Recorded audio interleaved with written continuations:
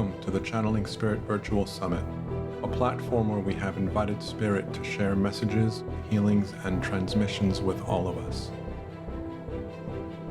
May this energetic experience help us to expand our awareness and to deepen the relationship we have with our higher self, our spiritual team, and with Source, however we define them.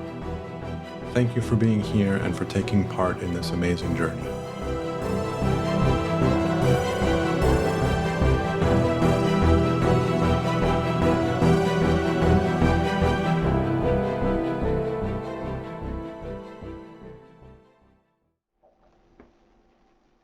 Hello and welcome to the Channeling Spirit Virtual Summit.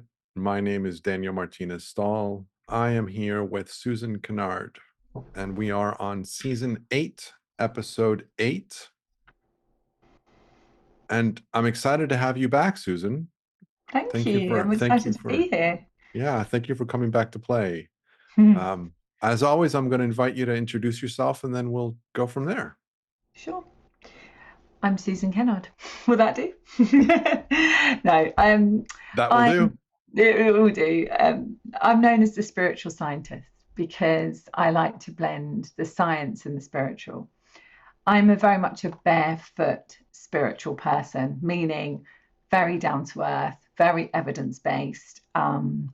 What you see is what you get. And I don't kind of work too much in the woo-woo. I'm much more in the, there's nothing wrong with that, by the way, but I'm very much kind of very grounded, and I want people to understand that we're all the same. You know, we're all a soul having a human experience, that we can heal ourselves, and that we're here for a really important reason, and that abundance is our birthright. And those are the major things for me. So that's what I do. I help people in all different ways, which we can talk about as we go through, but known as a spiritual scientist. Beautiful. Mm-hmm. And so where would you like to start today? And I forgot to say I'm an author. I always forget to say I'm an author. For some reason, I forget to say I'm an author. I don't know why. And soon to be second author. So. Congratulations on the soon to be second author book. Yeah, children's book called The Excellent. Guardian Wings. This is my book. This is my Awaken the Light Within Your Heart, which I won a Hay House Writers Competition, a couple of years ago. And so it was published, it feels like last year, but actually because we've just gone into this year, it was actually the year before. But my book for children is called The Guardian Wings, and similar reason really, that I want children to remember who they are. Like they already know, but for them just to be reminded that they are incredible beings and they can be who they want to be in the world. So that's why I wrote that one. Yeah. That's beautiful. So where would you like to begin? I think where we begin is really where we've begun. And that is being an incredible soul that chose at this time, we all chose this, to be here at this time of ascension. And it was no mean feat, was it, Daniel, to pop down and be human at this time. And so whether we have remembered who we are, and whether we've remembered that what we're meant to be doing in this world or not, every single soul that chose to be here at this time knew that we were in for a ride. And I don't believe that there are any souls here at this time that are not really old, and the little ones coming in may not have been in a physical body before. They may have not experienced the earth plane in the way that we have. But I definitely feel that's where we start, because once we start to remember that on a real soul essence level, our world starts transforming, and we start to then, the next step is to remember that we're not doing it on our own. And that's really what our conversation is about today, isn't it? That, our guidance and our beautiful team of spirit that we have with us is an opportunity for us to trust more deeply who we truly are, and that we're definitely not on our own. And then after that, really, the next thing is, well, if we're not on our own and we remember who we are, and I'm getting hot now. Can you see the guides are whoosh, straight in? Hence why I wear loads of layers. Gosh, guys, we have to then remember why we're here. And, I consider my mission, one layer off, I consider my mission to be here to help people remember theirs.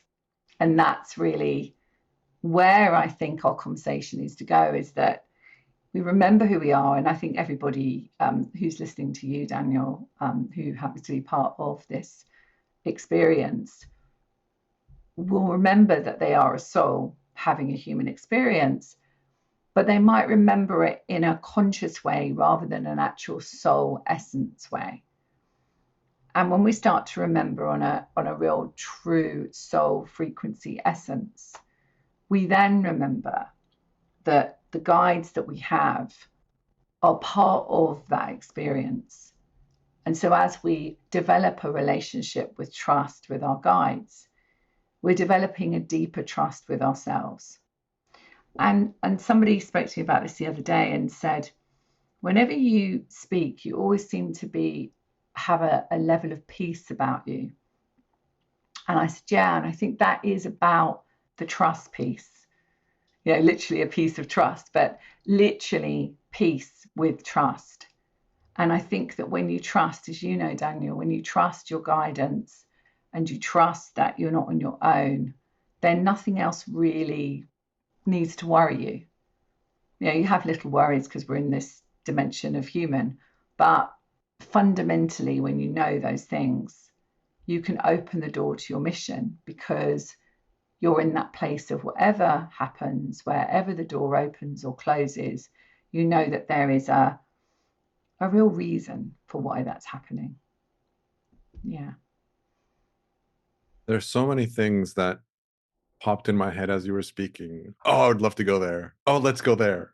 Oh, let's go there. Oh, let's go there. So there's a lot of things in what you just said. There's a lot of different pathways that we could pursue in terms of going deeper into those. Where I'd like to begin is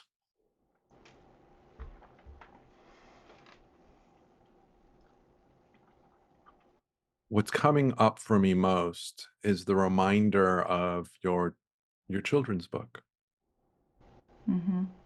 which is this idea that you are inviting kids to remember. Let me rephrase that, because they, like you said, they already know this, but they're being reminded to remember that they already know this, right? It's like, look, don't forget this. Yes. Keep your eyes in this aspect of who you are. And those reading it as well. So if it's a grandparent or a teacher or, a parent, as they are reading the words, and it's set in a magical kind of experience as well. So as they're reading the words, they're going to have that ignite within their heart, right, and within their soul as well. And I think that this is the reason that I'm bringing this up, is because this is a beautiful thing for all of us to remember. And I'm not a big fan of conversations around the inner child. I tend not to go there for a number of different reasons, but in this case, I'm going to go there, right? Which is, I already know, the child within me already knows what I'm capable of and what's available to me. Yeah. And of who I am at a deep, profound core level.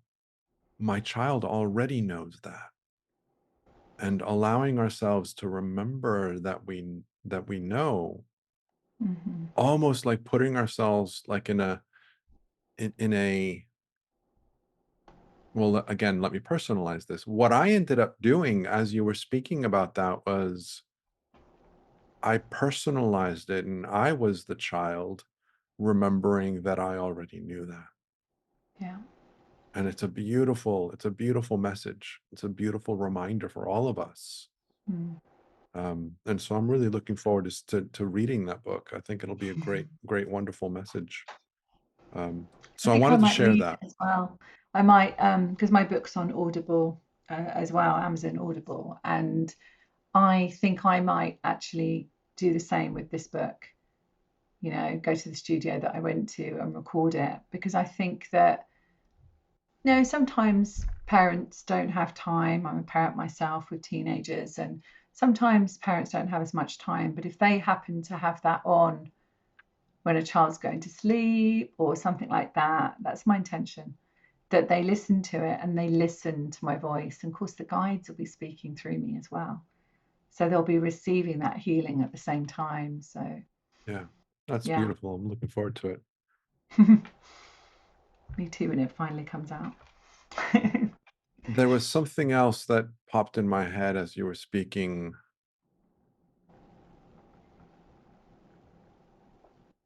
And it's escaping me, so it'll come back to me at some Okay. point.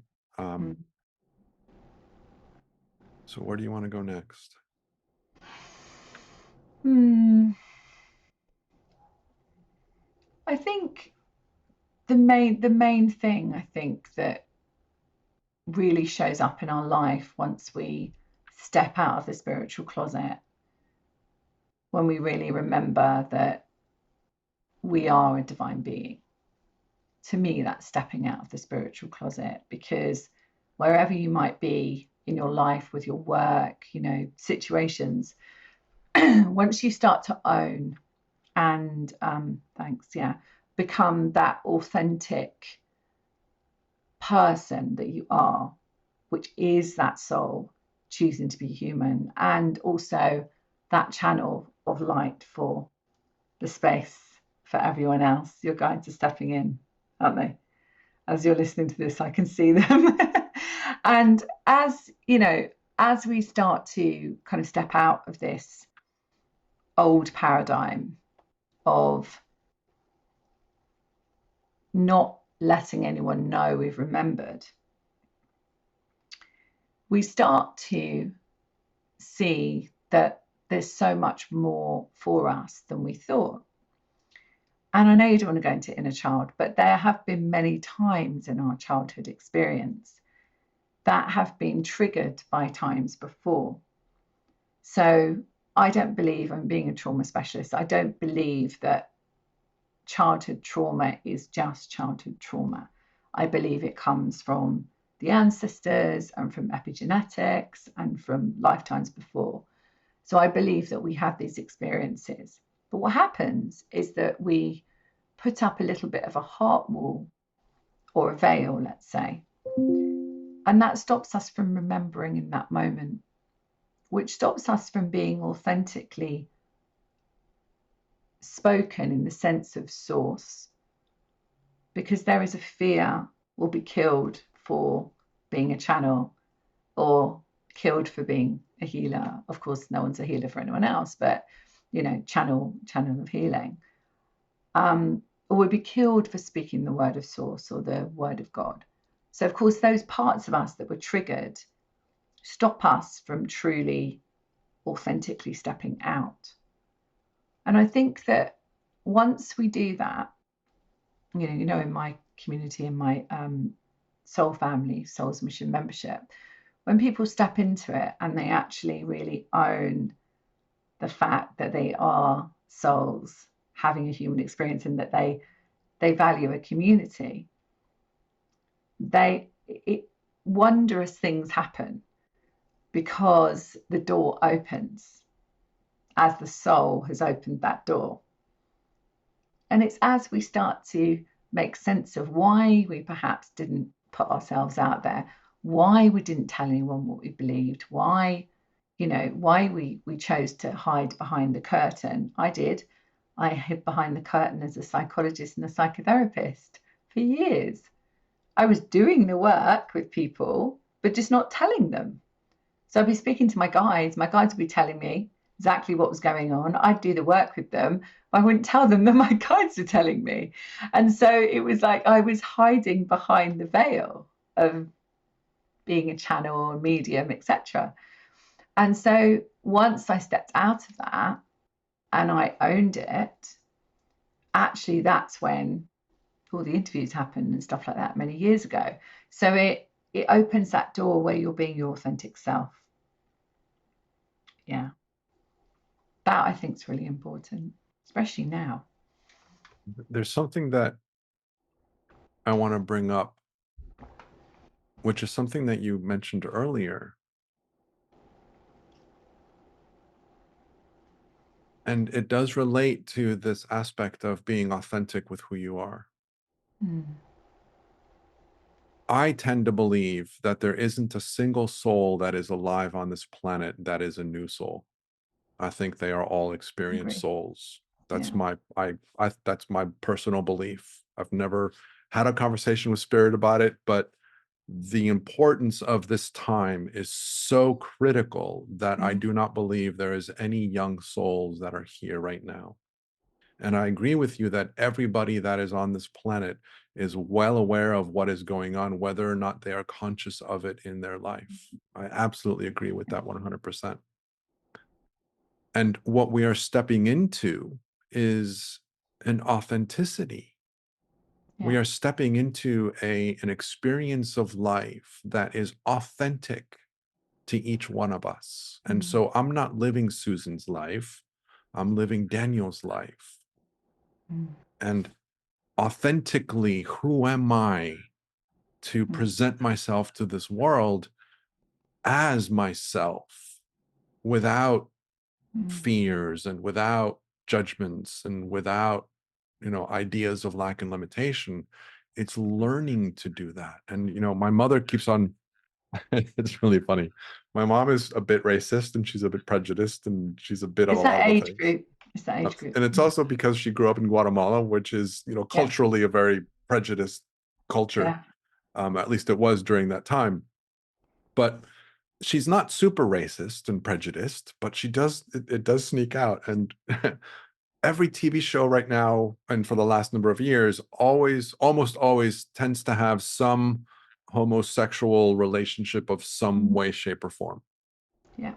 And the other day, I'm not a big fan of male on male homosexuality. It's still a little uncomfortable for me. Like, I'm okay with it, but I'm not okay with seeing it. I'm still not comfortable with that. But there was an actor that I was interested in seeing, or there was a movie that caught my interest in terms of the description, and it ended up being a movie about two men. And I thought it was a great movie. And my mom was looking at me like, "Why are you watching this?"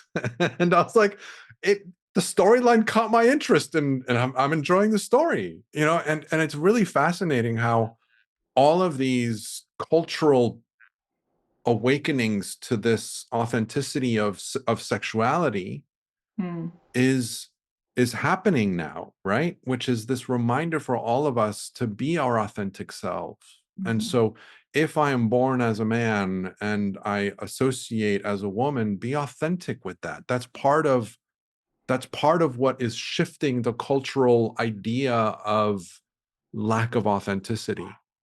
And so the more that this is happening in the world, the more we start to, oh, well, if they can do it, I can do it. Yeah. And I think it's so beautiful that we're stepping into this space where we can invite ourselves to be authentically who we are. Yeah. Absolutely. And this is why it's really important for our children as well to be spoken to in a way where they're making the choices. And yeah, okay, we as a parent, I set out some choices, all of which I don't mind which ones they take, but it's from a place of empowering them, to make the choices. I think that perhaps when we were brought up, I know definitely in my age group, it was you just have to do what you have to do. You have to go to school, you have to take those exams, you have to do that, you have to get a job, you have to basically do everything. And that's so different now. We're coming to the tail ends of, I'm just watching it because mine is 16 and nearly 15. And so they were home educated for the last 4 or 5 years. And they're now in home education situations at college. which has its challenges itself, but they've always known that what they need to do is do what they love. And they've always known that. And I've always said to them, they don't want to talk about spirit now. They're like way over that. They just don't want to talk about it. But they've been brought up with it. So they understand they've got the power to heal themselves. They understand the power of everything being connected, and the souls and the animals that we take on. We have a menagerie here. So, you know, everything is always spoken about in a way that they understand that they can be who they want to be in the world. And they're still at the tail ends of the system. And the system, I feel, is our old paradigm. So, you know, the old earth of what you were saying, Daniel, is the fears, etc. The old earth is the system. I see the structure, you know, and obviously wonderful Kitty was speaking about that a few days ago. You know, this Pluto into Aquarius. I'm also an intuitive astrologer, and I can definitely see this old structure of Capricorn kind of being left behind. And I believe that what you were saying about us really all needing to remember now who we are, because we already remember, we just don't remember consciously. This is going to allow us to step into the new paradigm, which is this consciousness space where we remember we are authentically souls, but we also remember that abundance is our birthright, and that, as you said, no restrictions, no beliefs of lack or anything like that, that really doesn't need to be in our frequency anymore. That's the old earth and the old control paradigm. And when I see the earth, I see clairvoyantly the old earth as being this grey, getting smaller and smaller each time I look at it, actually, clairvoyantly, but it feels like a small kind of golf ball now. It used to be bigger. And now I see the new earth. I can't actually even see the ends of it. You know, it's like I just see it like a light. Whereas I used to see it as a tangible earth. Now I just see it as light. So that tells me that we're shifting this paradigm so quickly, and the children are really helping us to shift this, because they're resisting against the system. And what you were saying about people, you know, choosing, you know, never would have been able to choose to be a different sexuality in the sense of changing your whole gender. That would never have been, I mean, it was, but people just didn't talk about it. Whereas now it's an open conversation. Some say that might be too much right now, but we're just going through this whole paradigm shift, and it's where people are remembering that they've got sovereignty to make choice. And we had, you know, unless everyone was asleep, those few years where we were challenged quite a lot, we had to really look at, do we want to do what someone tells us to do, or do we want to make a decision for ourselves? Do we have to lose our job because we make that decision? You know where I'm going, right?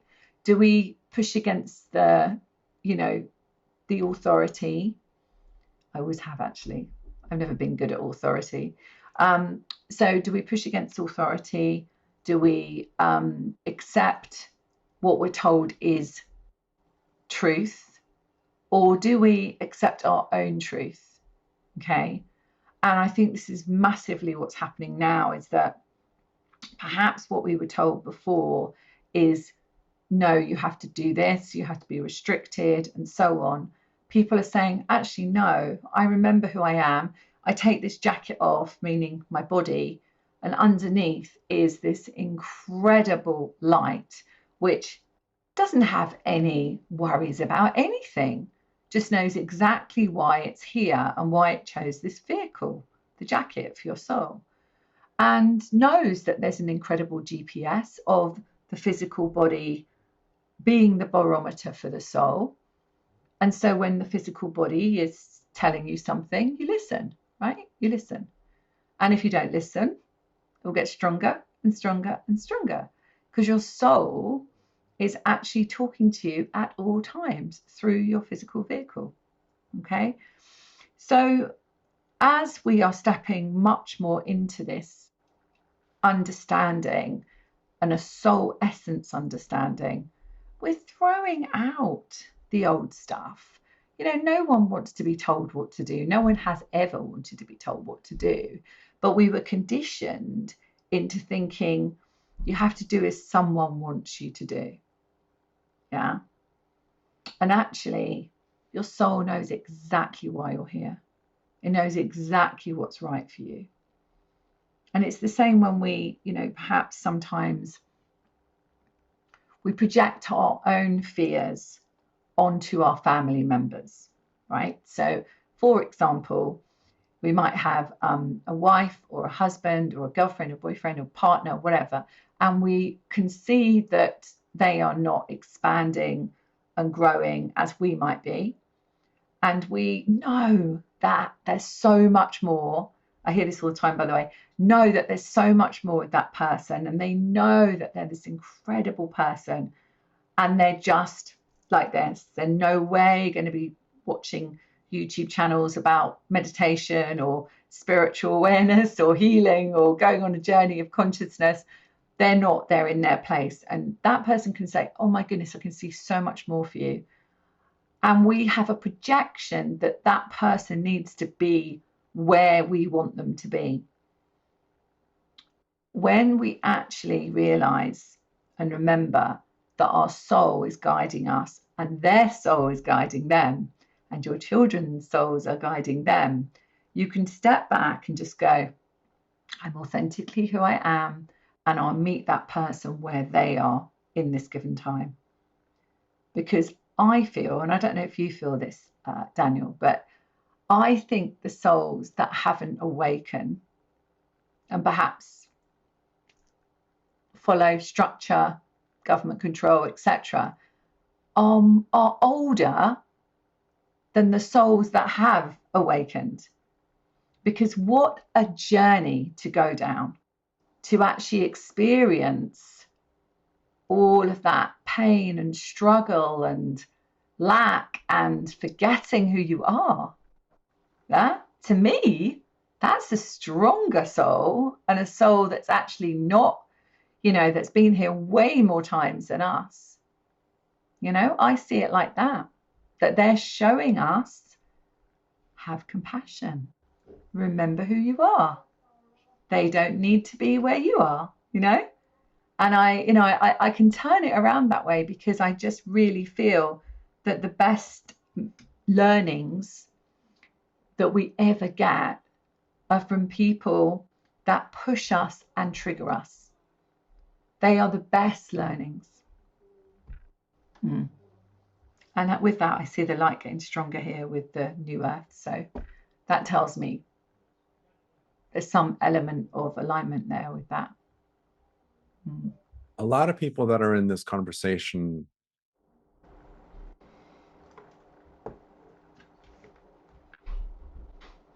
have questions about those that haven't awakened. Like you say, within the family member, their friends, and just kind of expanding this out.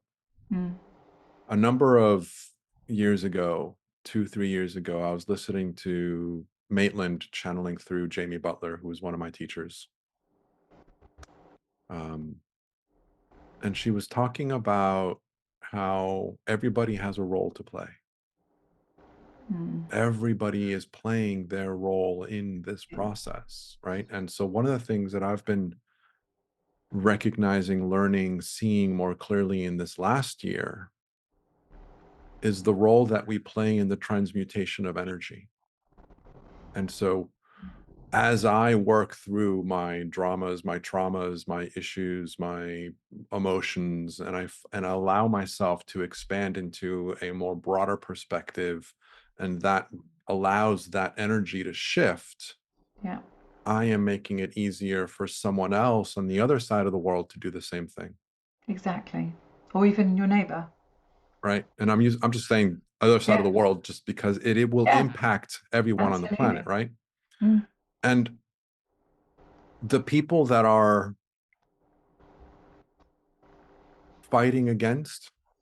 And so I'm shifting my language away from resistance because I'm using resistance as a positive Yeah. more and more in my language. And so for me, resistance, the way that most people refer to it, is that they're fighting against something, or that they're Mm. um, going against something. Yeah. The children aren't resisting the old paradigm. They're just not accepting it. They're not resisting Absolutely. it. They're just not accepting it. It's a Yeah. very It's a different really good way energy, of saying right? it. Right? Yeah. They're not accepting what was Mm. before. They're saying, no, I refuse. That's not good enough. I want something Yeah. different. I want something better. Yeah. And so people that are fighting against this energy, right? The transition away from the old and into the new Mm. requires a bit of tension. It requires a bit of conflict, if you will, in Yeah. that I energy, see for that. that energy to dissolve, and for that energy to be brought out Mm. to the surface, for that energy to to actually change. Yeah. There's a need for some friction to exist, And a right? volcano, Right. for sometimes, literally volcano, but sometimes a volcano within with the anger. And I've seen quite a lot of that with this Pluto stuff going on. Um, yeah, I definitely feel that feels very much in alignment, that it is about people saying, I'm not going to put up with that anymore. That's just not what I want. I'm not going to be told that. Yeah, yeah, and, yeah. and it's really, for me, it's really important to remember that the person that is driving by my apartment in a car that sounds like it's on a racetrack, and it makes the windows of my apartment vibrate at 4 in the morning, Mm, um, I very quickly go into judgment. What a dick, yeah, right? It's yeah, just unbelievable to me that yeah. someone can be so disconnected from the rest of community to think that, oh, it's great for me to, literally Accelerate. gun the car at 4 in the morning and wake people Mm, up out of their sleep. And that's okay. Look at me, I'm cool. And there's a lot of judgment there, right? And yeah. I can't remember who it was that said this, what I'm about to share, and I'm paraphrasing it, and I'll probably butcher it, but it was so beautiful. Yeah, It was a reminder that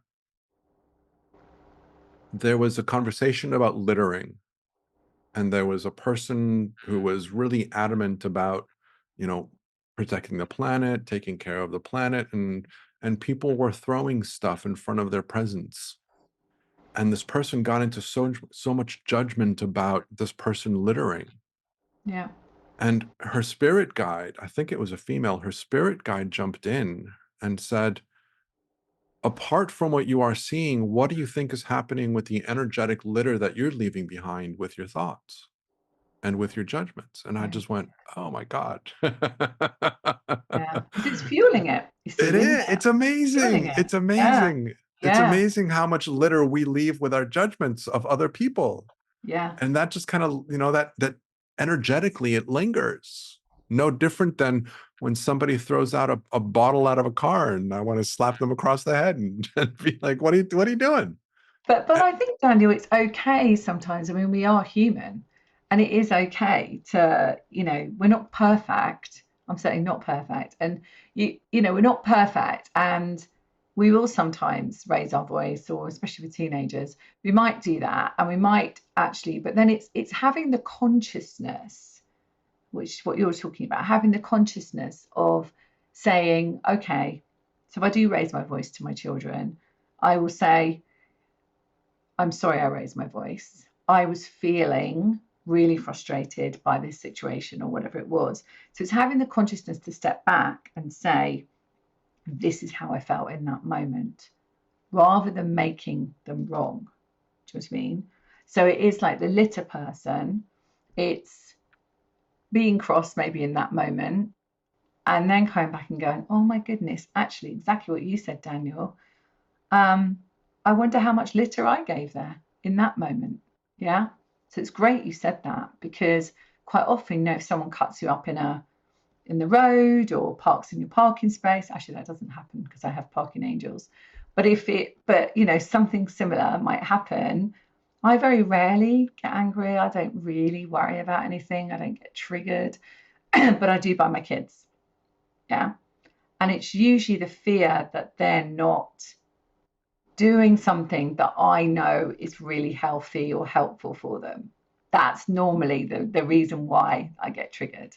And that's the only time I get triggered, really. If they're making a choice I can see as a car crash rather than a choice that I know, like, oh, but that's the only time I get triggered. But we do get triggered by situations, and it's okay. It's just being conscious of the fact that it's a trigger, and And then you can do the inner work. and Yeah. and even so, I mean, and this is, something that I mentioned in the last episode, which is this Mm. idea that spirit, through one of the people that I listen to who channels, um, has made the reference of when you find yourself engaged in a level of consciousness which is not your desired level of consciousness, just be aware of it. Hmm. Don't do anything about it. You don't need to do anything about it. Yeah. Just bring awareness to the fact that you got engaged. Yeah. I got engaged. Okay. That's okay. Yeah. That's all we need to Great do. point. That's all we Mm. need to do. We don't need to heal it. We don't need to fix it. We don't need to change it. We don't need to observe it. We don't need to make a work out of it or a big, we don't need to write a book about it. All it is just simply, Well, we could write a book we, about we could. it. That's book 3. But No.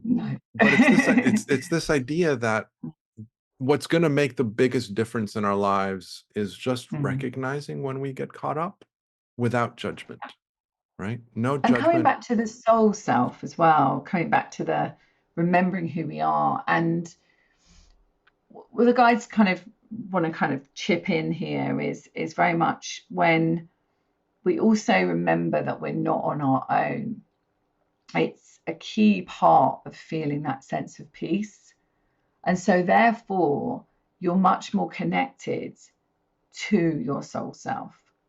When you have this feeling that you're not on your own and that you have continual guidance, and definitely that you can ask for it as well. But that part is really helpful, I think, because then you're constantly in this place of no matter what happens, as I said earlier, no matter what happens, there's always going to be a door opening. Yeah. If it's that door and you didn't expect it, that's a door. If one gets closed, it's meant to. And it's kind of feeling that. So, definitely what you're saying about that recognition and that consciousness, that noticing. The beauty of noticing, which just occurred to me literally in this moment, the beauty of noticing is that it reminds us that we are more expansive than that moment. Exactly. Just by noticing, oh, I got caught up, is a Mm. reminder that I am more expansive than that moment. Yep. And it's Without just a stage, you and know? and it's So we're just, on the stage. Dee puts a Yeah. comment in the chat that says you Oh, just changed the subject. And when you notice that you're caught up, you're shifting the energy. When you mm, observe that you're caught up, you're shifting the energy of being caught up. And it mm, changes you. It changes your subject away from yeah. being caught up to being aware that you're caught up. And that shift in and of itself already begins to change your energy. It already begins to change your Yeah. experience. And an analogy is quite good to imagine you're either on the stage. I talk to my soul family a lot about this. You're either on the stage in the drama. It's my new word, drama, in between trauma and drama. So you're either on there or you're in the audience. And when you're in the audience, you can view it and say, that's interesting. When you're in it on the stage, you're playing in that drama.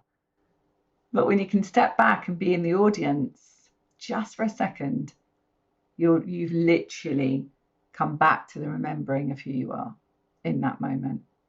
And it's an interesting thing that you're experiencing rather than a dramatic, dreadful, exhausting, drama. Mm. And it becomes effortless, which is something that I'm a big fan of. Mm. It doesn't require work or effort or practice. Yeah, It's yeah, just in the observation, you're remembering who you are is effortless because it is instant, it is natural, it reminds you of the truth of who you are. yeah, Even if you don't fully feel it at that moment, just in the yeah, awareness of the recognition, you're already connecting to that inner truth, that inner solidity, that inner wisdom, the inner peace of mind that exists within you, that is more expansive than the moment where you're in the drama trauma element, right? trauma, yeah. How are you Mm. guys hearting or thumbs upping someone's words? What do you mean, Mountain Mama? How are you guys hearting? Oh, is Mountain Mama Talking to chat wondering how to people. do that? Yeah, maybe. I'm still not following you, Mountain Mama. Sorry. I'm still lost. Yeah, I think Sally's Oh, saying. oh, I oh, think oh, it's that. gotcha, I gotcha, think you're gotcha, right, Sally. gotcha. Yeah, yeah. Okay. Oh, so it's So not a there's like question a to us. It's little. more about it's more about the There's chats. something. Look, here you go. There you go. See? Yeah, yeah, yeah. So next to Yeah. the chat, if you put the mouse over the chat text, you'll get these little icons next to it, which will give you a Hmm. reaction, and then you can put a heart next to it. There you go. Excellent. So, Perfect. but I think Mm. that, as nothing is accident, right? There are no How are accidents. how are we as individuals putting little hearts on what other people are saying in our day-to-day life? How are we Mm. reacting in life the way that we do online? Oh, I like that comment. Let me put a little like or a little smiley face on that. Are we doing that in person? Are we doing that in real life? Mm. I think the more you come into that place of peace, the more you can acknowledge another person for who they are, for their successes. You can open your heart. The more you open your heart to yourself.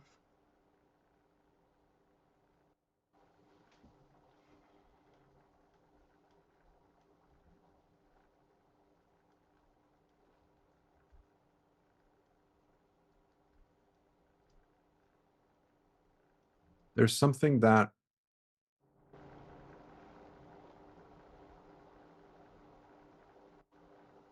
we tend to forget when we are in these conversations, in these kinds of environments where we're of like-minded and with an expansive perspective and listening to beautiful people talk about beautiful things, um, inspiring conversations,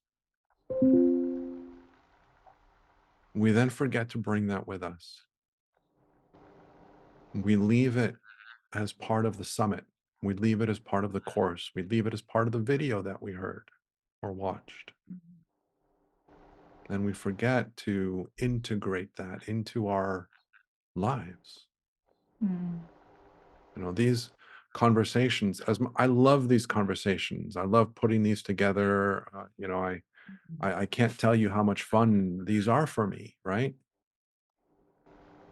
And my invitation to everybody that's listening is reflect on, how do you bring this into your life? What are the small things that you can be aware of that will make it easier for you to recognize Mm. your awareness reminding you that you know this already? Your awareness that gives you little nudges to pay attention to certain things in your life, to your body, to your family, to your loved ones, to Yeah. the road that you're driving in, right? How many times have we been driving and we intuitively swerve a little bit, and then all of a sudden the car in front of us goes a little bit into our space? It's Yeah. like something within us knew to, give that car space before we consciously knew it. How many times have I done that? A million times. I can't tell you how many times I've done that, right?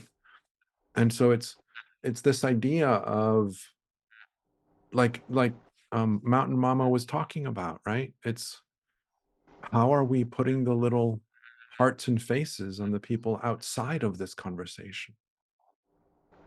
Because we're so Yeah. loving and supportive to each other in these chats, Yeah. right? Yes. We And are. it's frequency. I think even if you do forget, even if we do forget in that moment, I think the soul, every time a conversation happens like this, Daniel, or any kind of conversation that is opening our soul, opening our heart, actually that's left as a frequency match. And so that frequency match doesn't change. It's opened, it's there. And we can just remember, are we on the stage or are we in the audience? And it's like, I think the frequency is key. I think we can see that if we're attracted to listening to you, these conversations, then the soul is on that journey. Yeah. And we're on that journey of remembering and recognizing every day. And I think sometimes not remembering is a good thing because it brings us back to thinking, oh gosh, of course I've got my guides. Of course I know I'm here for a really important reason, even if a couple of doors close. You know, it's like reminding yourself, like if something does happen and it takes you back, then it's good because it allows you to go, oh my goodness, well, why is that happening? Oh, I remember I have my guides. Let me ask. Let me sit for 5 minutes in peace, which we are going to actually do at some point. We're going to sit with our guides and go through a process if that's okay. Guides really want to do it. So, and, we come into that space of checking in. And I think if everything was just completely ease and grace, 24 hours, 7 days a week, we wouldn't ever question that remembering. And I think it's really good to question it because it allows us to step into the next timeline, the next frequency match, and the next part of our journey and our soul's mission. That's my kind of take on it. There's a couple comments here from D that I want to speak to. Mm. I'll start with the second one first, which is that when we are with like-hearted people, then we can bring our souls out to play and everything just flows and conversation is easy and comfortable. And I understand that. I agree with that. I can appreciate that, right? When you are in an environment where people are expansive within themselves, it's easier for us to let go of our protections, our There's no shields, closet. There's right? no closet then. There's no It's easier spiritual for us closet. to be ourselves. Yeah. And this is going to relate back to the first comment, what I'm about to share. And again, take everything I say with a grain of salt. Please, please, please, please, please, right? Take everything I say with a grain of salt. The comment is, to bring this into your daily life, I find requires a lot of listening and staying cognizant of my own reactions, since many people are now just reactive to the news of the moment and are not in any mindset for communication. One of the things that I'm learning more and more within my own journey is to be responsible for my own journey and not someone else's. And so if somebody isn't paying attention to the things that I feel they are paying attention to, that is their journey, not my journey. I agree. And we are living in a world where there's a lot of shifting of energies, which requires a lot of things that are being brought to the surface to be shifted. And so there's a lot of things that are being exposed that were hidden before, and a lot of things that, were misunderstood that are being brought out to the light. so that people can stand up and say, I am not willing to accept that anymore. I want something different. And so Mm. there's a lot of dissonance in the world right now on purpose, Hmm. right? What people aren't noticing is that on the other side of that equation, the reason this is being brought up to the surface is because there's so much good in the world Mm. that it's forcing that out. Yeah. And people are focusing on the dramas and traumas of the world and not recognizing that the dramas and traumas of the world are coming up right now because of all of the changes that a huge percentage of us are going through, yourself included, if you're listening to this, Mm. right? The moment that I put my idea on someone else's journey, I am the one who's suffering. This comes from the council, Sarah Landon. And I'm paraphrasing a little bit. It's not exactly their words, but the moment that we put ourselves in a position of questioning or judging someone else's path, we are the ones that suffer. We're judging ourselves, right? So the reflection, because we are all one. Mm. We are the ones that suffer because we're the ones that Yeah. say, Susan shouldn't be doing that. And when I start going there, what am I doing? I'm lowering my vibration Yeah.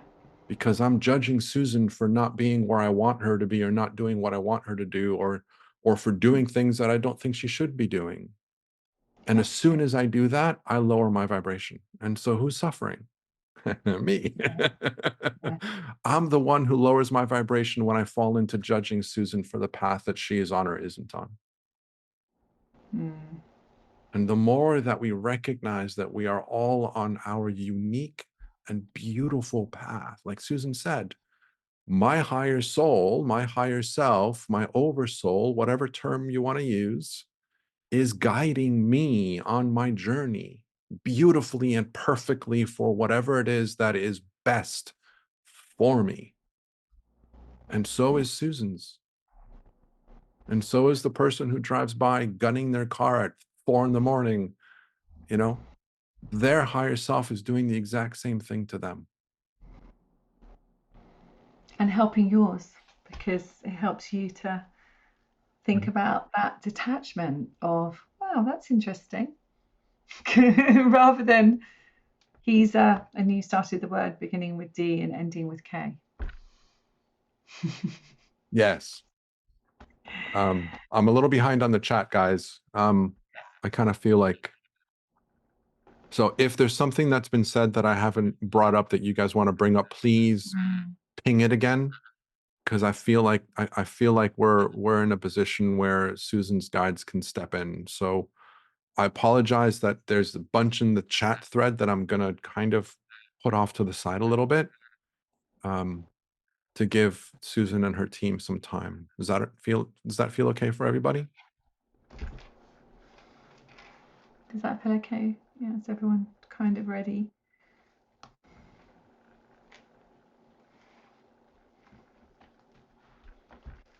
Okay. How does that feel for you, Susan? Does that feel good for you too?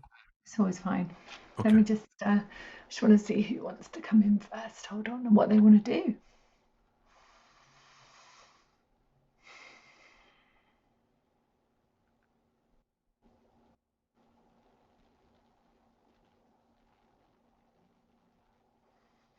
Okay.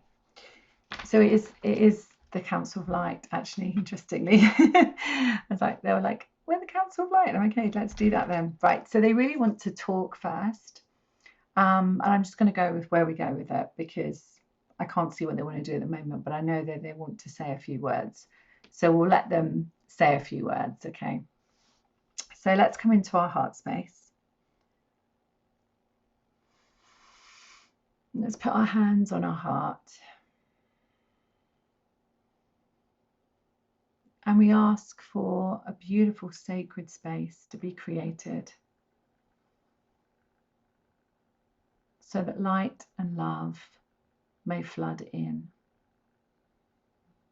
And we allow ourselves to be grounded with our Earth Star into the earth, into Mother Earth, under our feet, noticing how bright the earth looks now and how expanded as our sparkling feet make so much difference on this earth now. And let's bring that energy up to our heart center and imagine a beautiful golden light in our heart,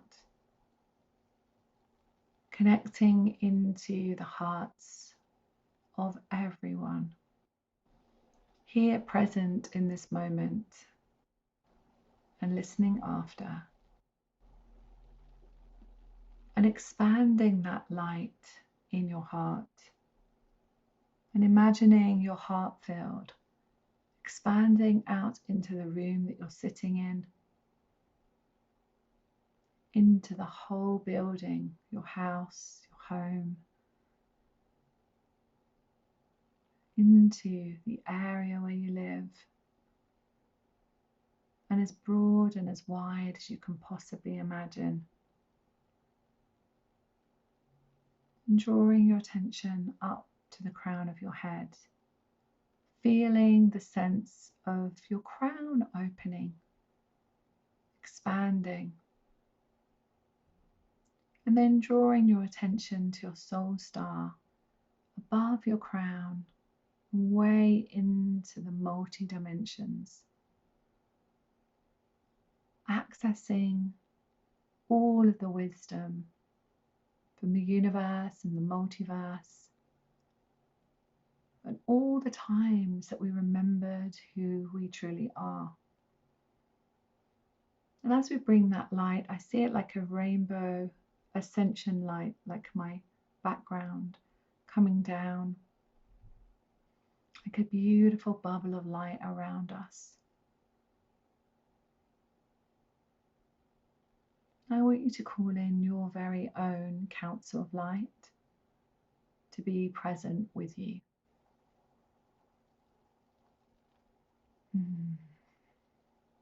So I see Melchizedek here stepping forward, and he always steps forward when there is something here important about our mission, an opening for our mission, he says.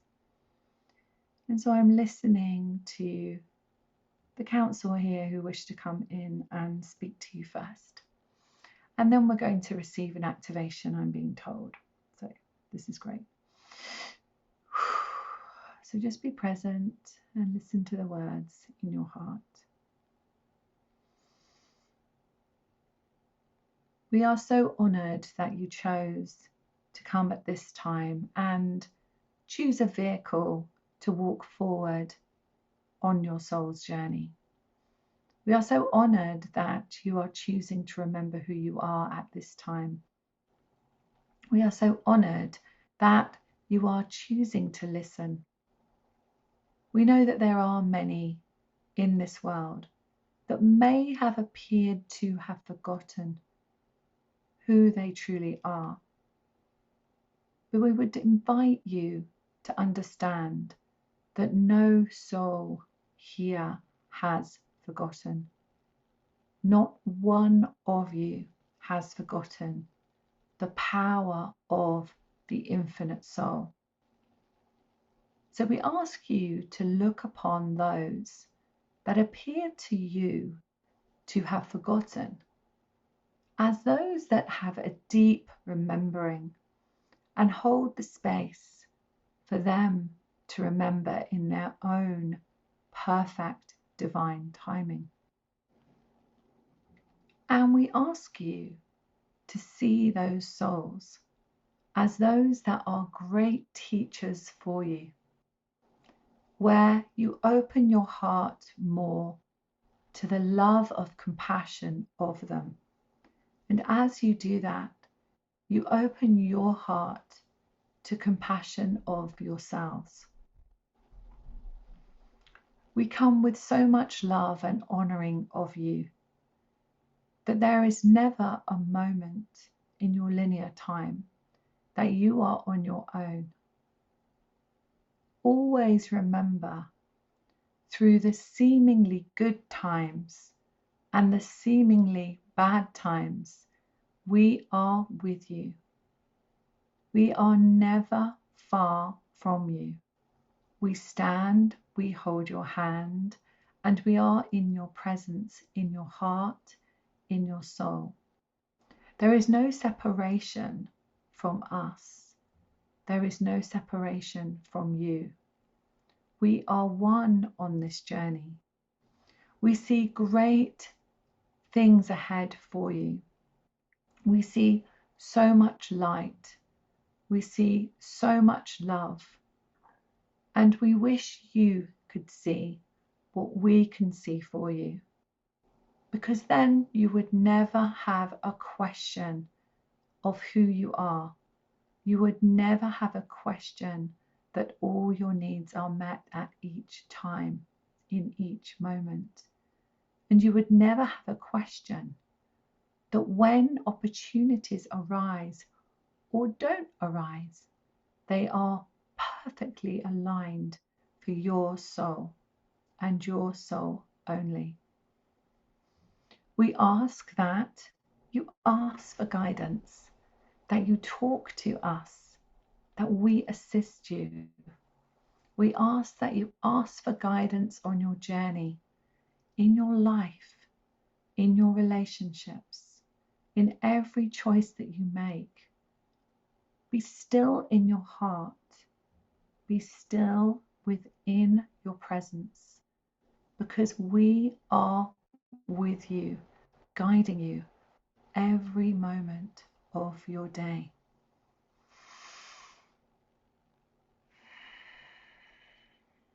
Okay, so just come into your heart space and just feel the expansion of your heart now. You may have noticed that your heart is expanding more. You may notice heat. You may notice coolness, whatever your signature is for your guides. And I want you just to feel in that presence of peace. Connect with that light within your heart. And ask your very own council of light, whatever you would like guidance with.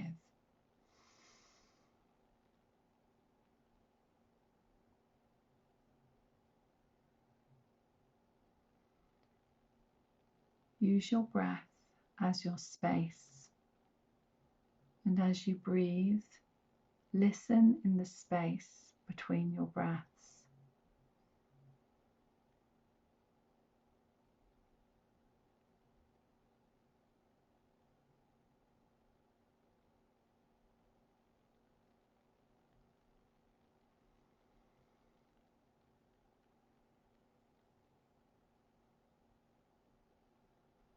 Good. So Melchizedek is here, and as he stands, he opens his book of codes. And I see the book of codes today as silver infinity codes. And so I believe what he wants to do is to give us an activation of infinite abundance, which is beautiful. So I just want you to receive this and imagine the figure 8 of infinity. And in fact, 2024 is an 8 year, so this is perfect. And I want you to imagine it going into your higher heart. So down from your throat chakra and into your higher heart. And just feel this. Here comes a tone. So 1 sec.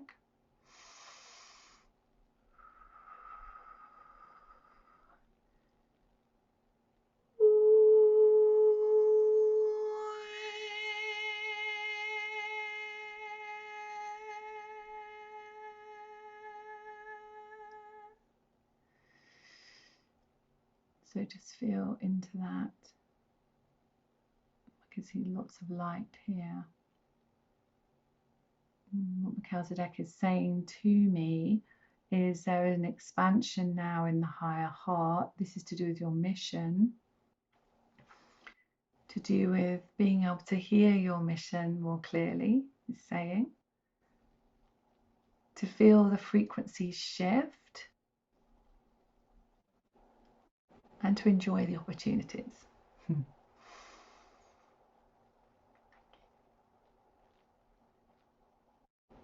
And so when you feel ready, with no rush, you can come back and open your eyes.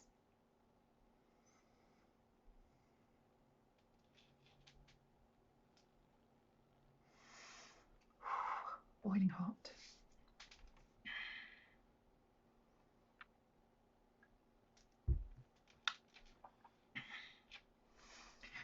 Oh.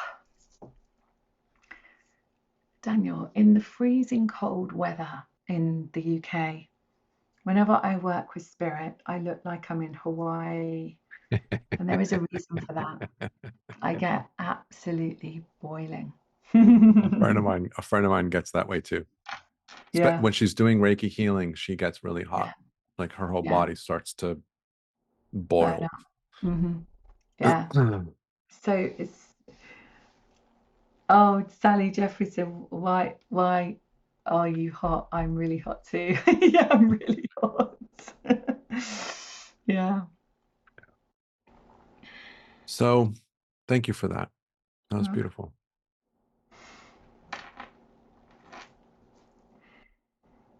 There's something I want to add about being authentic, which is something that we started the conversation with. Yeah. And it also comes into this idea of me living my life and allowing Susan to live her life exactly as she is. Now, what's going to happen is that the brighter I shine within my authenticity of who I am, it will awaken something in her that says, ooh, I want to remember that too. I want what he has. That's beautiful. And it's something within her that shifts, but it isn't me that does it.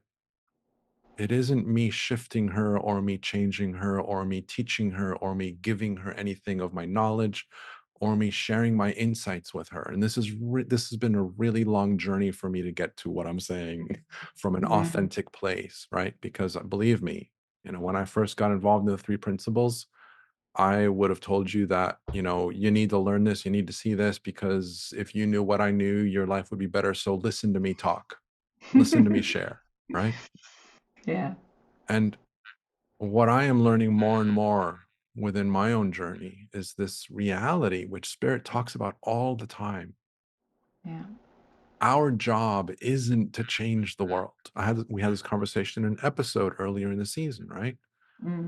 Our job isn't to change the collective consciousness. Our job is to change ourselves. And when we do that, the collective consciousness changes. Exactly. Starts with My our lives. My job isn't to shift Susan and to change her vibration or to wake her up. That's not my job. My job is to show up and be as true to myself as I can possibly be. And then allow that to do whatever it does within her. That's such a beautiful way of explaining it as well. My mother's been one of my best teachers. Yeah, watching her with difficulties in her body and physical pain and the next pill and the next pill and the next appointment for this, and this will be the answer and this will be the answer. And actually, it's been my greatest teacher to just meet her where she is. Yeah. One of my biggest challenges, and I've shared this with friends of mine, there's no one that can trigger me like my mother can. Yeah. Because there's no one that I care so much as I do her. Yeah. And so my friends, if they're struggling with something, I let them struggle. I share my thoughts, but I'm not trying to impose anything on them. Yeah. My mother, I try and pose myself on her all the time. It's like, no, mom, don't do that to yourself. You're struggling. You're in pain. You're suffering Yeah. emotionally. Let me help you with what I know. Mm. Yeah, But exactly. everyone else, it's like, you know what? You're on your own path. My mom isn't on her own path. My responsibility. She's my responsibility. You see the difference, right? And so I'm still working with this, and so Yeah. this is one of the reasons that I'm so grateful to her for being who she is in my life, because she is such an incredible mirror to Yeah. show me something that no one else on the planet could show me the way that she does. D brings up a comment here that I want to reference too. We not our own canvas to shape as we please? Absolutely. Yeah. Absolutely. Absolutely. And there's no judgment, regardless of how you choose to paint your canvas, and to however you want to do it is Yeah. entirely up to you. The That's guides the love it. They don't, they love it that, we do whatever we want to do. They absolutely love it. yeah. And it might not appear to be the thing that you're meant to do by someone else, as you're saying, Daniel, but they love it that we will choose to be a canvas, however we want to be. And it's not that we can, it's that that's exactly what we do. So we do. Absolutely. We Yeah, have the we just power. be. We have the power to create whatever experience we want to create within ourselves. Hmm. We are we are God source energy doing exactly that. Yeah. I am God source energy living through Daniel, creating Daniel's experience Yeah. exactly how it is that I want to create it. And if I want to create suffering for myself, I have the power to do that. Yeah. And there's no judgment. If I want to create judgment of within myself of other people, I have the power to do that too. And there's no judgment of me for doing that. Exactly. Yeah. And if I want to create an experience of life where I'm more expansive in my own understanding, where I'm able to experience things that I am unable to experience in what's referred to as the lower density vibrations, I have the power to do that too. And there's no judgment. More and more people are doing that. There's no judgment. Everybody has a role to play exactly what they're doing, and everybody is creating their canvas exactly and painting on the canvas exactly as they want to paint. You have the power and the control and the free will and the invitation to do exactly that. Mm. The reason that I put these conversations together isn't for Susan or I to teach you anything. Yeah. It isn't a conversation for us to tell you how you should be living your lives. The reason that I put these events together is because I love having the conversations with people that open me up to seeing different things about myself, and to be in a position where I am connecting with a vibration that allows me to touch into aspects of myself more easily, which is what we were talking about earlier. When we align ourselves with people of a similar vibration to ours or higher, it allows us to touch into places of ourselves easier. But, and this is a big but, Kitty, I know she's already logged off. Kitty's a big fan of not using the word but I will emphasize this time and time and time again. I don't want any of us to teach you anything, because it isn't our place to teach you anything. My invitation to the speakers, unconsciously, because I've never said this to them, but this is the invitation that I have in creating this platform, Mm. is for us to speak about our experiences. And should these experiences help you to awaken within yourself, beautiful. If they help you to see something within yourself, fantastic. If you enjoy the vibration and don't walk away with any understanding, that's perfect too. That's perfect too. I think one of the major learnings I had in my life was when my babies were 18 months old, or 11 months old actually, and 2. And they're now 16 and nearly 15, so it's a long time ago. And I remember making a decision to become a single parent with them due to being in a really difficult situation with the father of my children. And I remember making that decision, and it was a very tough. I didn't know how I was going to be able to pay my mortgage. I didn't know how I was going to support the children. I had family, but I didn't know how it was going to happen. But I knew so clearly that it was the right thing to do. And I knew that my soul was guiding me 100% in that moment. And I always knew I'd look back on it and know why I had to go through such a really difficult time while they were really young, and look back, and it would be really helpful for me. And I think one of the major, most helpful things is to know that you literally can overcome anything. That no matter what situation on your canvas you're on, the situation that you're in, no matter what that situation is. It's brilliant. Thank you very much. You actually can overcome anything, and it builds you to be a much stronger person.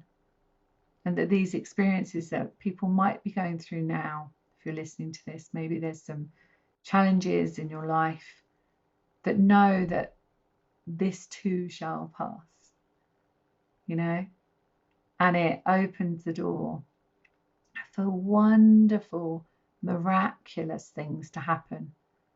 Being a single parent at that time led me to completely reinvent myself, where perhaps it would have been a different story if I hadn't have gone through what I went through. So I definitely feel that these aspects that happen in our life that might feel painful, and we might look back and judge ourselves, there's always a reason why we had to go through what we went through, and it was a soul's choice. A friend of mine talks about it as saying that every situation that happened to her life are the different colors of her painting. I love that. And the way that I talk about it is that everything that happened to me in the past is what has brought me to this moment where I am today. Yes. And where I am today is creating my future. Yes, the now of now. And so many of us have been taught innocently to work on ourselves in the present by looking at the past. Yeah. Mm-hmm. What caused me to do this? What have I done? What should I have done better? Let me learn from my mistakes. Let me heal my wounds. I mean, I can go on and on and on and on. Society and a lot of people in the spiritual world do the same thing. Look at the past. The past is what brought you to where you are today. Yes. And it has its purpose. But where you are today is not who you were. Where you are today is who you're becoming. And if who you're becoming is constantly looking at the past, you're bringing that aspect of yourself and fighting the change that is happening within you to become who you're becoming a little bit slower. And there's no I judgment think in that too. acknowledging it though, I think honestly, Daniel, I do agree with you on that level of not kind of trawling through, because I used to be a psychotherapist and, would trawl through everything. But I do definitely feel that it is helpful sometimes to acknowledge, because we don't know why we've chosen a particular path. But quite often, when we have had experiences that have stopped us stepping out of the spiritual closet, or stopped us from creating a YouTube channel, new YouTube channel, Eva's got, when we actually make an acceptance that, as you said, Daniel, that was a part of me that was then, that doesn't have to be now. I'm actually not that person anymore. I'm this person. Sometimes clearing up that frequency that's been held in our own experience is really helpful. But it doesn't mean trawling. And I think that's the difference. I think in the old days, I'll call it the old days, it was helpful to talk. And that's because we were in a different frequency. And I think now we're in a frequency where we can just transmute energy so quickly. And the more that we remember we can do that ourselves, the better. So we feel something, oh, yeah, okay, let that go. And that's really helpful. But I think it is helpful sometimes to acknowledge that, yes, that might have been how I was brought up, for example. I might have had that story about money. I might have been told that money doesn't grow on trees, for example. Actually, that isn't my experience. So I don't need that energy anymore. That's a new way of looking at physical money, for example. Yeah. There are a number of different modalities out there that help us to release our stories so that we can move on. Doing inner child work is one of the very commonly used modalities for this. Therapy, psychotherapy, hypnotherapy, whatever therapy is another modality that gives us permission to let go of the stories. Going back into our past and revisiting what did I experience, as Susan is talking about, is another modality that allows us to let go of the story, that gives us the permission to let it go. What I like to highlight is not to say that none of these modalities are useful, which it's not what I'm saying. What I like to highlight is the modality is working as a permission slip for something that you can do without it. You don't need it. None of us need it. Absolutely. We can transmute. We forgot that we can do that. Yeah. We were never meant to hold on to trauma and shock. We were never meant to hold it. And we forgot that. Dogs don't hold it. Cats don't hold it. Other birds don't hold it. We've got 2 parrots. They don't hold it. It just goes whoosh, straight off. And that's what we were meant to remember. And I think that's what we're remembering now, is that we can actually just feel something and let it go. The invitation in my comment about how we are who we are because of where we came from, but who we are now is who we're becoming. The invitation in that is to notice where you are putting your focus on. Notice what you are giving your energy to. Are you giving your energy to the person that you want to become? Or are you giving your energy to the person that you believe you are? And it's nothing more than that. And it's not a judgment about, I've gone through the psychotherapies, I've gone through the NLPs, I've gone through the hypnotherapy, I've done, I practice past life and in between lives and exploring alternate lives and all of that. Believe me, I'm aware of all of these things and none of them are wrong. And they all serve a purpose. And if you align to inner child work, perfect. I'm not judging that. And I'm not saying it's wrong. I don't align to it. And so I don't tend to talk about it. Yeah. So it's Right? because it's whatever feels right for somebody, isn't it? What your soul is guiding you towards is where you need to be in that moment. And that's subject to change. That's subject to change all the time. And there's no thanks, I'm being reminded. There's no holy grail. And I think that's something I talk about a lot, is that there's no one holy grail that is your answer to your soul's growth. You have to feel what feels right. Yeah. So, a good example is I personally I don't take medication. That's my choice, right? That's who I am. Somebody next to me might take medication. That's their journey. They need to experience that. That's what they need to experience. For me, I don't. That's just what I experience. That may change. Who knows? And it might change for that person there. I love inner child work. And why I love it is because giving yourself compassion for that part of you, not trawling through trauma and what happened, but actually just saying, I'm so sorry you feel sad today. You don't know how old that child was in that moment that felt that feeling, and you don't need to know, but just acknowledging your own inner self in that moment, I find really, really powerful.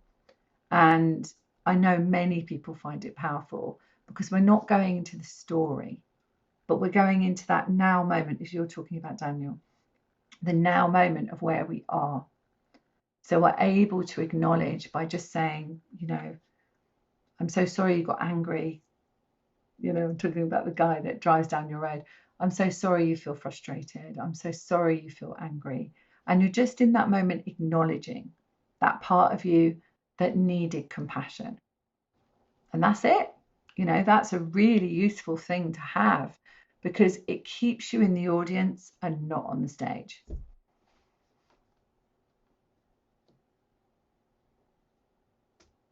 There's sorry, go ahead. If you feel drawn to it. Yeah. If you don't feel drawn to it, then it's not right for you. And so the reason that I bring this up, and again, anybody that's listened to me for more than just one episode, this isn't new, right? Yeah. I talk about my experience and what works for me, not because I'm saying this is what is right for you, but this is what's right for me. And I'm very upfront with things, right? Mm. There are no truths in life. There is only my truth. Yeah. That is the only truth that exists. But that is my truth for me. You see, Yeah. do you understand what I'm saying here? There are no truths in life. There are no absolutes in life, ever. Yeah. There's nothing that is an absolute truth. And that I'm exaggerating the point a little bit because there's a couple exceptions that one can argue around, right? But generally speaking, the idea that there are no truths other than my truth, what tends to happen with us is that I believe my truth is right for you. And so let me talk to you about my truth because my truth will help you. My truth is only good for me. And I actually will say, this is my opinion. Please just feel if this feels right to you.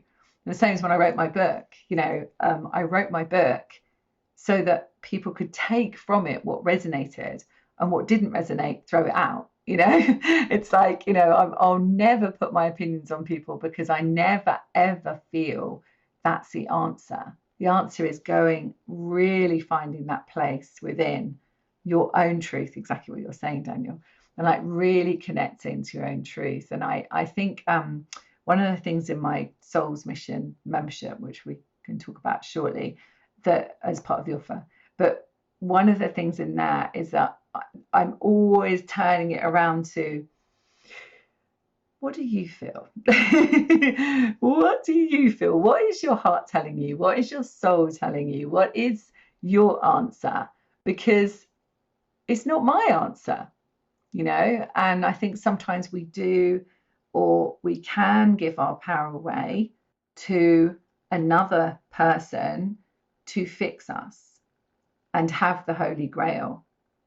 And that to me is taking our own power away. Yeah. So, yeah. I'm going to share a story and then I'm going to turn it over to you. And I realize that we're going to go a little bit longer. Mm-hmm. One of the things that I find really, really helpful and powerful is in recognizing the truth of where my experience is coming from and what is the driving force behind the creation of my experience, which fundamentally is within me, right? Mm-hmm. So I've given you the punchline of my story. I was working in Singapore in a company, a small company, and one of the guys learned that I was interested in spiritual conversations, and he got all excited. And he started sharing with me about his Buddhist chanting community. And I heard some background. I'm not sure if it's somebody unmuted. I don't Nope. know. So he started talking to me about how powerful this practice is, and that this practice changes lives. And he gave me a magazine that his organization produces. Clearly, they've got a lot of money, because it was a beautifully well-produced, very expensive paper magazine, right? And within the magazine were a bunch of stories of converts, of people who were suffering and struggling in life, and then they started chanting, and now they have found, wisdom and peace and tranquility. And I said to him, and he said, "Isn't this powerful?" And I said, "Yes, it is. I absolutely agree. This is very powerful." Now, let me ask you a question. What would be more powerful to the person that had this experience? For them to believe that their change was because of the chanting? Or is it more powerful for them to recognize that the chanting woke something up within them and they changed because of something that's innate to who they are? Yeah. What's more powerful? And he missed the point of what I was Right. pointing at. And so what I point at is, whatever modality you choose, perfect, but don't give your power away to the modality. The modality is waking something up within you, giving you permission to release your stories so that you can connect to the truth of who you are. It's all about releasing our stories. The only thing holding us in lack and limitation is our innocent belief in our stories. Yeah. Yeah. And so I'll leave that from my perspective. So turning it over back to you, Susan, two statements, okay? First of all, I'd like to invite you to share anything that you feel you would like to end with, something that hasn't been said that you feel wants to be said. Hey, squirrel. I've never had the squirrel up on my windowsill before. This is a first for me. That's really cute. Say hello. Yeah. What's coming to me is the power of our intention. So our intention to experience something, or our intention to remember our gifts, I think is really, really powerful. That our soul is, igniting something within us. And as it ignites something within us, we have a myriad of thoughts of, oh, I wonder, how would it be if I actually could feel my guides, or experience my guides, or truly trust that my guides are there? That's opening a door to one of the gifts, two of the gifts, three of the gifts, all of the gifts that you are. And so I think intention, when we have an intention, we're focusing our energy, as you said, Daniel, and we're focusing our energy to open our heart just a little bit more, because it lights us up when we are intending something, and it lights up our path. And I think that opens the doors, and it opens the doors to maybe a facilitator that happens to have something that might suit you in that moment, and then opens another door to hop on a plane and explore Egypt or whatever, whatever it might be. Or it opens another door to be in a relationship that expands your soul just a bit more. And I think that as we come into that place of what lights me up, we're truly connecting with our soul's path, and therefore our intention for being here. Yeah. Beautifully said. Mm. And so the invitation for the listeners that you're offering is Mm. an invitation to join your membership for a month, correct? As a gift. As a gift, yeah. Can you talk a little bit about that? Well, a few of my members are here actually. I can see them. They've come to support, which is really beautiful. Waving. I love my soul family, and we are a family because in my soul family, we don't have any hierarchy. There's no teaching. I hold the space, right, for people to do whatever they need to do. But it is a place where we can all be really authentic.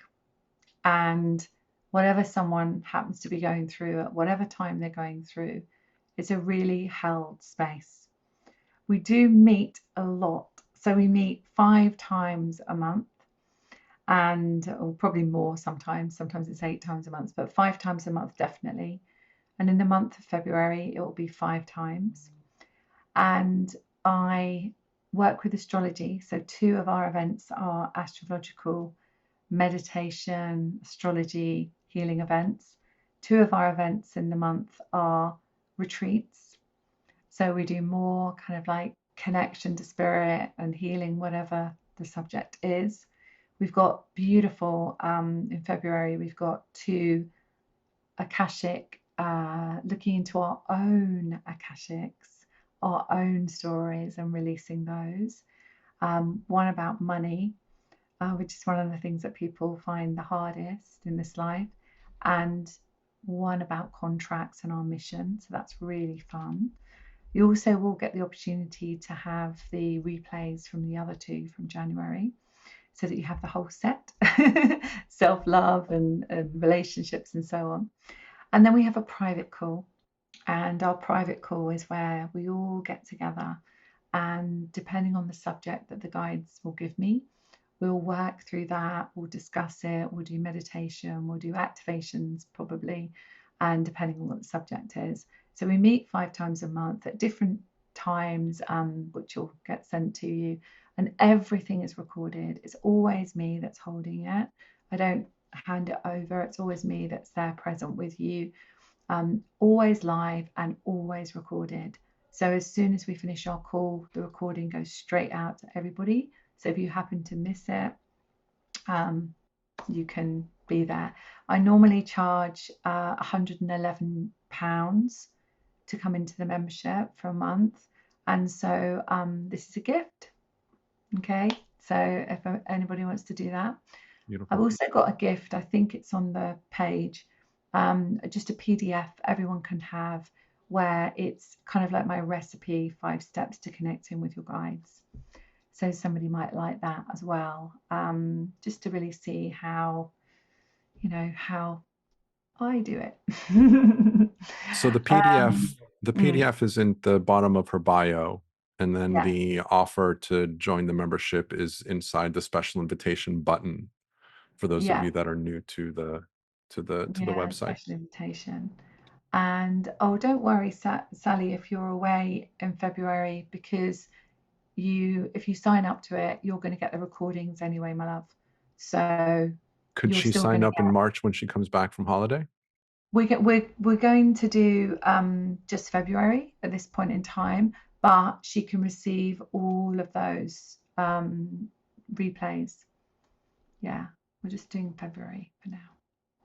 Great. Might open it up another time. You never know. All right. So Yeah. thank you again, Susan, for being here. Thank I'm you. aware of the time, and so Mhm. thank you guys all for hanging out and playing with us and Yeah, thanks so letting much. us go a little bit late. Thank you. Thank you So for having me. absolutely. Looking forward to our next conversation, whenever that is. Yes. Whenever The next speaker is Christy Slotemaker, and she'll be back at the top of the hour. So I will see you guys then if you can join us. And until the next time, I will leave you with being spirit, being human, and simply being from love.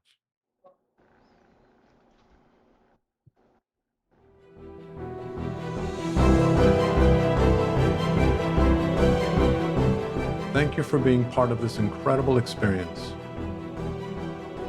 We hope that this session has inspired a new level of understanding within you, allowing you to expand more easily into the essence of your true self and become an even more powerful alchemist in your own life.